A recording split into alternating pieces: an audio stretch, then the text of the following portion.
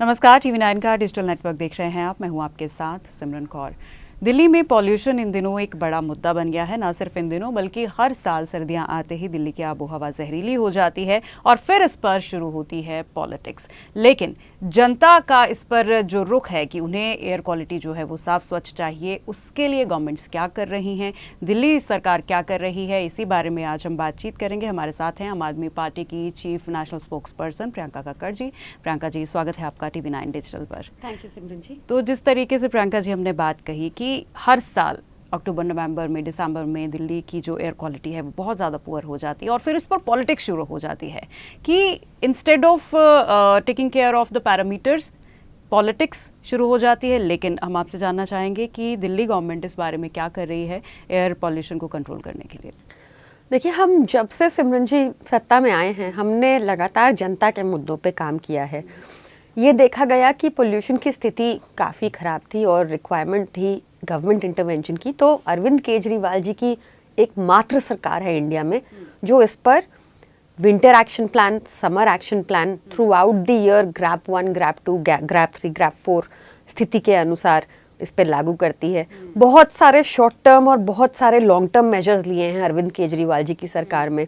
Long term measures में हमने देश की एक बहुत प्रोग्रेसिव ईवी पॉलिसी है जो दिल्ली में है, जिसके तहत 17% व्हीकल्स दिल्ली में आज इलेक्ट्रिक व्हीकल्स हैं। ये रजिस्टर्ड है। ये सबसे ज़्यादा हाईएस्ट नंबर है पूरी कंट्री में। लास्ट माइल कनेक्टिविटी को लेकर हो गए तो करीब 71,000 ई रिक्शाज हैं जिसके ऊपर अरविंद केजरीवाल जी की सरकार ने 30,000 की सब्सिडी दी। ये भी हाईएस्ट नंबर है एक। लॉन्ग टर्म मेजर्स में हमने एक ट्री प्लांटेशन पॉलिसी है दिल्ली में।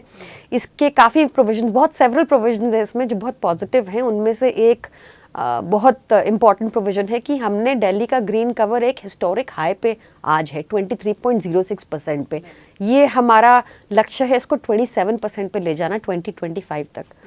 इस पॉलिसी के तहत, ट्री ट्रांसप्लांटेशन पॉलिसी के तहत, अगर आप कंस्ट्रक्शन में एक पेड़ काटते भी हैं तो आपको बदले में 10 पेड़ लगाने भी होते हैं। इस तरह के प्रोविजंस हैं।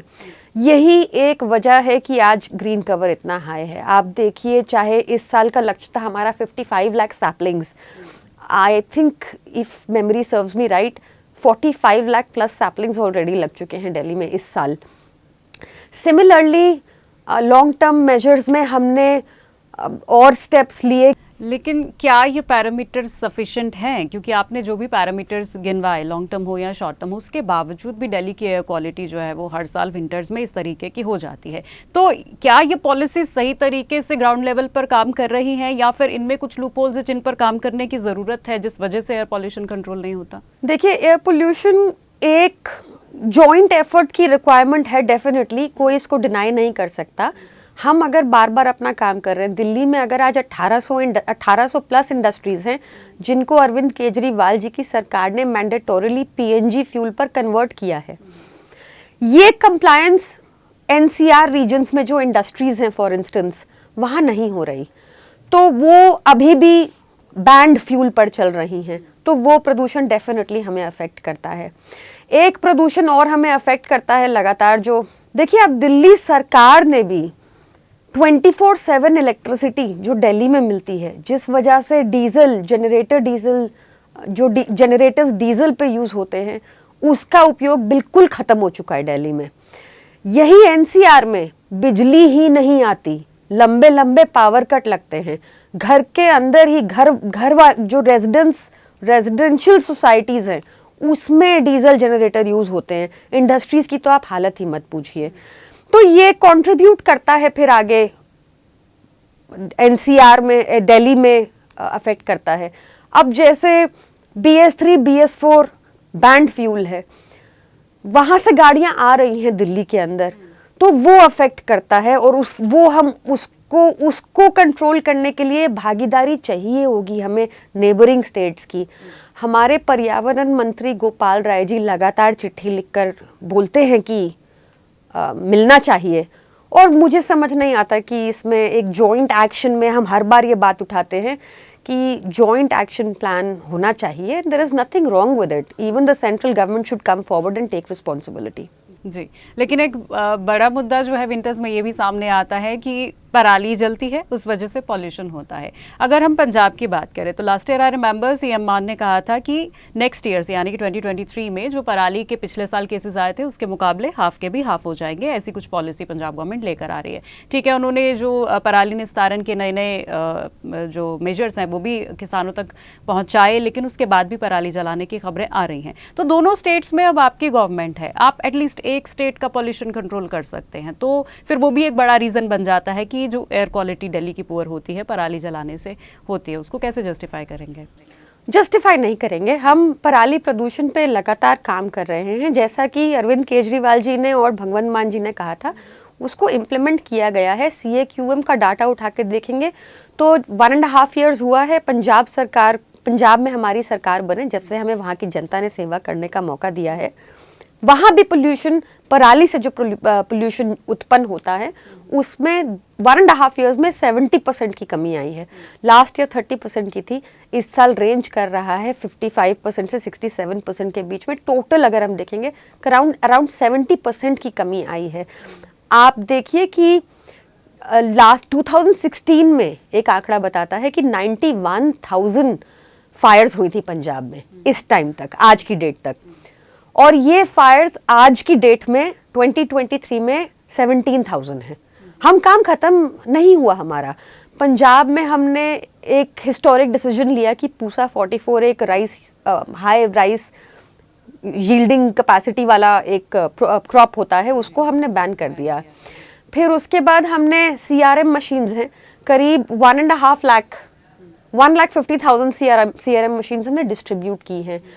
क्या हो रहा है कि जो छोटे किसान हैं, कल आपने देखा होगा सुप्रीम कोर्ट ने भी कहा इस बात को, जो हमने पंजाब सरकार ने सबमिट किया था, सुप्रीम कोर्ट ने भी इसको सराहा और कहा कि हम पंजाब सरकार आप 250% सब्सिडी दे रही है इन मशीन्स पे, पर जो छोटा किसान है उसके लिए ये भी बहुत ज़्यादा है। तो सुप्रीम कोर्ट ने as an interim measures central government को भी हिदायत दी है कि बाकी 50% आपको बेयर करने में कोई प्रॉब्लम नहीं होनी चाहिए। हमें उम्मीद है सेंट्रल गवर्नमेंट इस पर जल्दी विचार करेगी। सुप्रीम कोर्ट ने कल ये भी कहा कि पैडी ना क्रॉप लोकली यूज होता है और इसको फेज आउट करने की ज़रूरत है। ये भी सुझाव पंजाब सरकार का था, इसको फेज आउट करने की ज़रूरत है, पर ये तभी फेज आउट होगा जब सेंट्रल गवर्नमेंट ऑल्टरनेटिव क्रॉप्स पे MSP देगी। तो ये इसके लिए हमें ज़रूरत है कि केंद्र सरकार पहल करे। ये केंद्र सरकार के दायरे में आते हैं, ये एक जॉइंट एफर्ट ही होगा, तभी ये प्रॉब्लम पूरी तरह सॉल्व होगी। बट अपने एफर्ट से भी हम इसको 70% तक 1.5 years में लेके आए हैं। पर अब क्या किया जाए? अब देखिए, दिल्ली से सटे इलाके, ये मतलब एक फैक्ट है, it is not a blame game. Punjab में और दिल्ली में आम आदमी पार्टी की सरकार है और हम लगातार इस पे काम कर रहे हैं, पर ये एक फैक्ट है कि आप किसी और नेता से कभी नहीं सुनेंगी कि वो पोल्यूशन के ऊपर काम कर रहे हो। तो ज़रूरी है कि NCR रीजन में जो पराली जल रही है, जो हरियाणा में पराली जल रही है, जो उत्तर प्रदेश में पराली जल रही है, उसके ऊपर भी सल्यूशन निकालना ज़रूरी है। कल भी सुप्रीम कोर्ट में आप देखिए कि किसी और स्टेट ने, चाहे वो राजस्थान हो, चाहे उत्तर प्रदेश हो, चाहे हरियाणा हो, किसी और स्टेट ने कोई स्टेप्स नहीं बताए जो लिए जा रहे हैं। सिर्फ दिल्ली और पंजाब गवर्नमेंट ने एफिडेविट सबमिट करके बताया कि हम क्या कर रहे हैं। तो जॉइंट एफर्ट की ज़रूरत है, because air knows no boundaries. We are taking responsibility for the states we are ruling in. Joint effort की आपने बात की, लेकिन मुझे लगता है कि लोगों तक जागरूकता पहुंचाना भी एक बहुत बड़ा इशू है। बात क्योंकि पंजाब की हो रही है, तो अभी बीते दिनों पंजाब में एक वीडियो वायरल हुआ था जहां पर कुछ सरकारी अधिकारी थे, वो किसानों के पास गए थे उनसे पराली बुझाने के लिए कहने के, लेकिन किसानों ने आक्रोश में आके उन्हीं के हाथों पराली जलवा दी। तो वो वीडियो बहुत वायरल हुआ था, CM मान ने भी ट्वीट किया था और कहा था कि हमें जागरूक होने की ज़रूरत है। पंजाब के लोगों से वो ऐसी चीज़ें एक्सपेक्ट नहीं करते हैं। तो लोगों को, किसानों को इस बारे में अवेयर करवाने के लिए क्या स्टेप्स उठाए जा रहे हैं? हमारे 4500 किसान मित्र डिप्लॉय हुए थे पिछले 1 साल में। देखिए, ये एक लॉन्ग स्टैंडिंग प्रॉब्लम है। पुरानी सरकारों ने सोल्यूशन बताया किसानों को कि पराली जला दो, वो बेचारे भी क्या करते हैं। तो ये एक लॉन्ग स्टैंडिंग प्रॉब्लम है। इसके लिए हमने 4500 किसान मित्रों को डिप्लॉय किया। वो किसान मित्र जाके यही देखते हैं कि किस एरिया में कौन सी मशीन दी जा सकती है, जाके किसानों को अवेयर करते हैं कि उनके पास क्या ऑप्शन है। पहले पता ही नहीं होता था। तो उनकी भी गलती नहीं, किसानों की गलती नहीं है। उनको बताया कि क्या ऑप्शन है, उनको पराली के बारे में अवगत कराया। हमारे डीएम्स और एसडीएम्स जो पंजाब के हैं वो जाके ट्रेनिंग देते हैं, वो खुद ही, आपने देखा जो आप इंसिडेंट भी बता रही हैं, ये अनफॉर्चुनेट इंसिडेंट था पर ये हुआ। बट एक वो होता है ना कि हमारी सरकारें तो जागरूकता से काम कर रही हैं, हर जगह मॉनिटरिंग करा रही हैं। आप दिल्ली में देखें फॉर एग्जांपल, हर 37 किलोमीटर पे एक मॉनिटर है। हरियाणा 44,000 किलोमीटर की जगह है और उसमें टोटल मॉनिटर्स 29 है। तो वो सही है ना, डाटा है ना गलती है।